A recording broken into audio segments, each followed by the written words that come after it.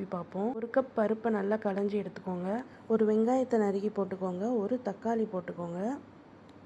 ஒரு 1/2 ஸ்பூன் மஞ்சள் தூள் போட்டுக்கோங்க. 1 ஸ்பூன் இஞ்சி பூண்டு பேஸ்ட் போட்டுக்கோங்க. 2 பச்சை மிளகா. இது முங்குற அளவுக்கு 1 கப் தண்ணி ஊற்றிக்கலாம்.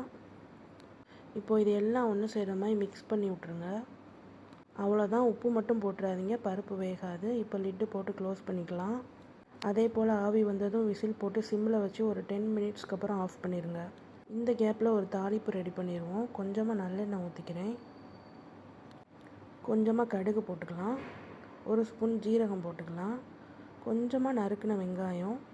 எல்லாத்தையும் வதக்கி தனியாக எடுத்து வச்சுக்கோங்க. பருப்பு வெந்ததுக்கப்புறம் பார்க்க இப்படி தாங்க இருக்கும். ஒரு மத்தை வச்சு கடைஞ்சி விட்டுக்கோங்க, கரெக்டாக இருக்கும். இந்த ஸ்டேஜில் தான் நம்ம உப்பு சேர்த்துக்க போகிறோம். இதை நல்லா கலந்து விட்டுக்கோங்க. இப்போ அந்த தாளிப்பையும் இதோடு சேர்த்துடலாம். இது இந்த பருப்புக்கு நல்ல ஒரு வாசம் கொடுக்கும். இது ரொம்ப கட்டியாக இருக்க மாதிரி எனக்கு ஃபீல் ஆச்சு. அதனால் அடுப்பில் வச்சு நான் கொஞ்சமாக தண்ணி சேர்த்துக்கிறேன். தண்ணி சேர்த்ததுக்கப்புறமா நல்லா கலந்து விட்டுக்கோங்க. இந்த கன்சிஸ்டன்சி கரெக்டாக இருக்குது. இப்போ ஃபைனல் ஸ்டெப்பாக மல்லி இலை போட்டு நல்லா கொதிக்க விட்டு இறக்குனா பருப்பு ரெடிங்க. அவ்வளோதான். இப்போ